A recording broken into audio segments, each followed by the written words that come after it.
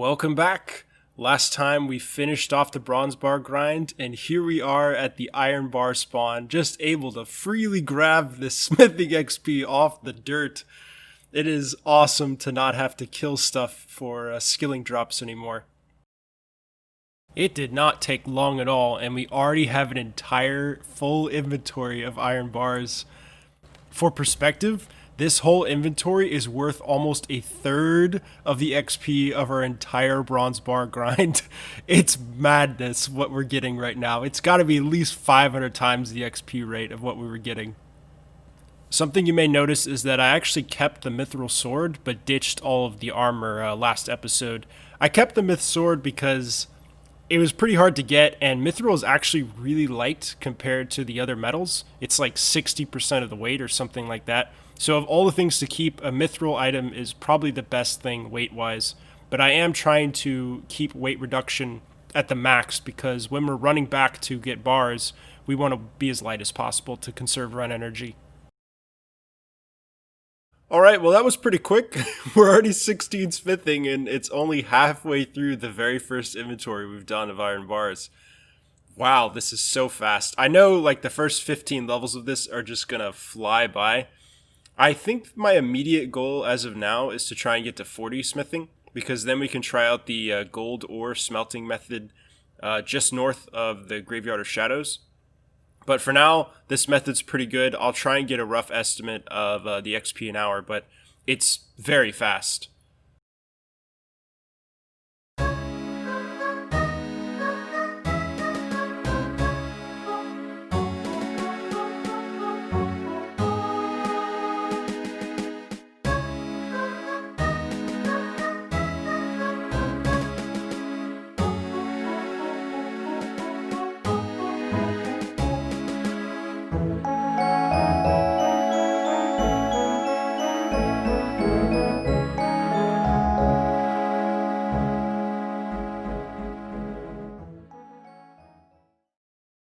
"30 smithing, not too shabby. It took me just under 2 hours to get to this point. I'd say the XP rate is roughly 6,000 an hour, so it's not bad at all. That may seem horrendous for other people, but 6,000 an hour for this account is phenomenal considering I used to be getting, like 20 or 50 XP an hour. But steel tier smithing is actually somewhat useful. There's a few items in here that we wouldn't normally be able to get, or we can smith stuff without going to dangerous places or fighting a bunch of monsters, so not too shabby. Although my source of steel bars right now is limited to moss giants and I guess black knights, which we haven't really killed before. So we can't really smelt bars on our own, so we are still limited time-wise by killing moss giants. Yo, 31 smithing. I believe that unlocks the steel axe, which is actually a pretty useful one. Steel axes are the highest tier axe I can get from mob drops, but I do have to kill lesser demons for them, which is a complete pain. So having to kill those every single time I want that axe is really awful, but instead now we can just kill moss giants for a steel bar and make our own. Quite nice. I can't wait till we have the mithril axe, which is a superior version of that, and it's something we won't even be able to get from monster drops alone. That axe, of course, requires 51 smithing, so that's quite a ways away, but we will get to it before we get to the mithril scimitar. 37 smithing. We've now unlocked steel full helms, which are actually best in slot other than the rune helm drops we can get from the demons, but this is certainly a lot easier to get. With this inventory, we will be getting 40 smithing, but I am going to smith an entire full set of iron armor, because when we start the goldsmithing method, we actually will be taking a bit of damage from the spiders that are sitting at the ruins where the gold spawns. I'm going to head over there pretty much immediately because I'm quite curious to see if the goldsmithing method is faster. But, there we go, 40 smithing. We're ready to go. So I'm going to head on over there right now. I'd like to check around and see how this method is going to work. I have some concerns considering the spiders because it might be tough to world hop. Glad I kept the sword though, because we can actually cut through this web without difficulty. Okay, let's see if this spider will de-aggro, because I need to get him off me. Okay, that works quite well. If they all go like that, it should be pretty easy to hop because they can't go diagonally past these boxes. So far, this method is not looking too great. I hate to admit that, but it's the truth. I think it might just be because I haven't de-aggroed the area, so it's really hard to hop consistently because you get tagged by those spiders and you gotta wait like 15 seconds to be able to world hop. But this is a pretty good money-making method. I mean, I could make a ton of money by selling these ores or bars to the shop in the bandit camp, but I don't really have a use for money at the moment. I guess the pros of this method are, I would say it's generally a little bit safer because I'm not really going by any wilderness hotspots and I'm staying in one confined area. Additionally, it doesn't really matter what I weigh because it's such a short walk to the furnace that I'm not really going to be chugging through run energy every trip, as opposed to the iron bars, which will definitely be the case. Okay, apparently getting hit by a spider makes you stop smithing. That is really annoying. Yeah, we got to de-aggro this place. You can already see one of the cons of this. But yeah, a little bit more testing needs to be done, and I certainly need to get to de-aggro first before I make a true verdict on which method is better. Excuse me, Jagex? This is literally unplayable.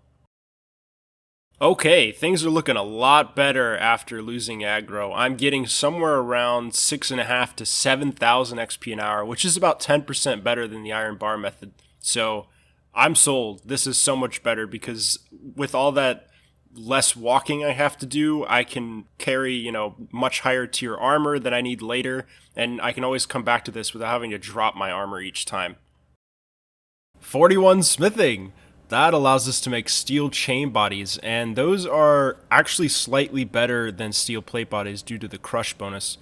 But I think we're going to drop these bars here and get rid of our armor now that we've de-aggroed. There's not much of a point to it. At some point, we'll be making some new fancy armor that will probably be after our grind to 55 smithing. And at that point, we'll have the mithril scimitar, and I'll probably want to use it in melee trading for a long time. So at that point, it would be best for us to get a new batch of armor, and the steel chain body will likely be our best candidate for our top slot. Man, I dropped that iron armor, and I still weigh 65 kilograms with a full inventory of gold. I do not envy the person who has to actually walk long distances with gold, because that'll drain your run energy real quick. I'm kind of sad that this game doesn't allow for some sort of training method for either agility or strength by weighing yourself down and just running, because other games like Kenshi that I've played let you do that, train something by weighing yourself down heavily. Now that I've done a few hours of gold smelting, I can confirm that it is roughly 6,500 XP an hour, which is 500 XP an hour over iron bar smithing. So this is looking really good. I think this will be my my choice method of smithing till as high as I'm willing to go.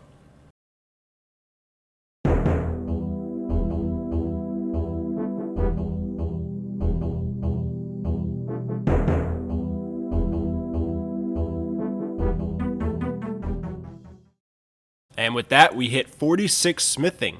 This is a milestone not necessarily because of what I can smith, but because from now on it is over an hour of smithing training per level. So this grind is going to start feeling a little bit slower, but we only have 9 levels to go into our first major goal of the mithril scimitar. But I do have a small break planned at 51 smithing.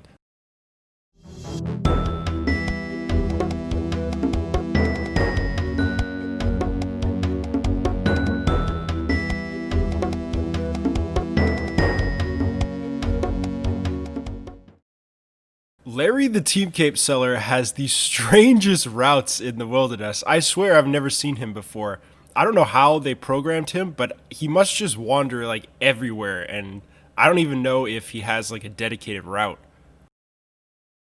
Well, that wasn't too bad at all. 51 smithing already achieved. It's probably been about 10 hours since I started smelting gold, But we still have roughly 9 hours left until we reach our goal of 55. So what I'm going to do is take a break by making a mithril axe and doing some wood cutting. It's funny because a mithril axe is actually a legitimate upgrade for non-wilderness locked free-to-play Ultimate Iron Man, or Iron Man in general, because mithril axes are actually not possible to obtain other than smithing on free-to-play. So it's honestly a pretty good axe, and pretty much the best axe I can use at this moment anyway. I have a plan to make a little bit of quick cash required to purchase some items. So let's see how much these gold bars sell for in the bandit camp shop. Oh, someone's been selling amulets here. I guess I could sell them one at a time. Wow, that is a lot of money. 100 coins per one? That's crazy. But yeah, 2k for a whole inventory. I could, man, what could I do with that? If only there was a use for money on this account. But I'm going to grab a hammer because we need this hammer to actually smith mithril bars into something else. And we're basically just going to spend the rest of this money on pizzas because we are going to be killing chaos dwarves as our source for mithril bars. For those of you that have not seen just how utterly broken Protect from Melee is, here you are. I'm sitting here prayer flicking this chaos dwarf and taking 0 damage. I basically just made a few pizzas because there wasn't really a point to making a bunch because I don't have armor. So I'm just going to prayer flick and kill, I don't know, 10 or 20 of these guys and hopefully get a good drop. We're looking for either the muddy key or the mithril bar. The mithril bar would be preferred. So hopefully it doesn't take too long to get a bar drop from these guys. What? That is ridiculous. What? That was literally the first kill, I promise. That is insane. Okay, well, I'm glad I didn't go into prepping a bunch of stuff because I got it in one kill. We're just going to run over to the anvil right now. It's not that far south. Oh my goodness. For once, I actually get a good RNG on this account. I'm pretty excited. That was a lot less painful than the myth sword grind. So here we are. We can make the mithril axe. And let's watch it in action. That is awesome. We now have the 4th tier axe. There's only 2 axes better than this, but they are so hard to smith that this is pretty much going to be our main axe for the majority of our playtime in this account. That is awesome. I am excited to do a little woodcutting training now that it's a bit more efficient than with a steel axe or an iron axe.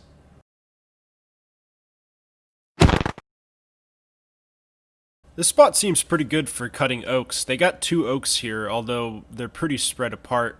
If you don't know where this is, it's just north of the monastery, actually. But yeah, judging by the fact that I just one-chopped that oak tree, we probably will be juggling between these trees if I find that it speeds things up a bit. 22 woodcutting already. It's honestly nice to just take a break from world hopping for gold ores, because it's just such a pain to click that little thing and wait over and over and over. Before the end of the episode, I'd like to take a little time to explain why exactly woodcutting is important for this account, because the content it offers isn't important. I could already cut oak trees, which are the highest level trees I can cut in the wilderness at all. And I already have the 3rd best axe. There's not really a reason to train much more than this. But the real reason is I'm hunting for random events, and I want to do a little testing. Now, random events can occur anywhere in the wilderness, but they're limited to non-teleporting randoms if you're deep in the wilderness. So anywhere past like level 2 or 3 wilderness, you can't get half of the random events. So what I'd like to do now with woodcutting is gain some XP to force spawn a random, and then see what randoms I can get now, because we have access to several other types of random events that give us resources that we couldn't normally get from being deeper in the wilderness. So I think I'll go for 2 random events while I'm woodcutting, and we'll call it there and then head back to the gold grind. Here is an overview list that I've compiled for all 20 of the random events that I can possibly get. My goal from compiling this data was to figure out which is more efficient, to stay in deep wilderness and force spawn genies with less odds for different random events, or to get either genies or the surprise exams by being in low level wilderness. And I think I figured out the answer. bear with me here as I run you through some numbers. I've effectively created a little unit of measure that I call XP power, and that is equivalent to how much XP a genie would give you on a skill, so 10 times the current level of your skill. So with that unit of measure, we would also know that a book of knowledge from the surprise random event gives you 1.5 XP power, as it gives 15 times your level worth of experience. Now all we have to do is divide the total XP power for a given situation by the number of different random events that we can possibly get in that situation. In the case of no teleports, it's a 1 in 7 chance to get a genie, which in total is 1 XP power, so therefore the odds are about 14.2% to get a 1 XP power. In the case of being in low-level wilderness, the total XP power is actually 2.5 because you combine the genies with the surprise exam, and there's 20 options, so in total, the chance of 1 XP power is 12.5%, which is about 1.5 to 2% lower than the other option. So in conclusion, it's slightly more efficient to avoid randoms that can teleport you by staying deeper in the wilderness, but really it's not that big of a difference. So I'll likely try both methods a little bit. And that also doesn't include the fact that you get into some really wonky numbers when you realize that, okay, sometimes you can be 1 book of knowledge away from leveling up, but 2 lamps away from leveling up. So it's technically faster to get a book of knowledge first because the next genie lamp will be worth more. So all in all, I'd say they're about even. So I'm not going to stress too much about forcing one situation over the other, but we will likely be spending more time in deep wilderness anyway, just because there's not that much content right next to the wilderness ditch. Alright, I've rambled enough in this episode. I think it's time to call it here, but we made a lot of smithing progress. I'm happy with that, and we're already close to our first major smithing goal. Quite exciting stuff. I'll see you guys in the next episode.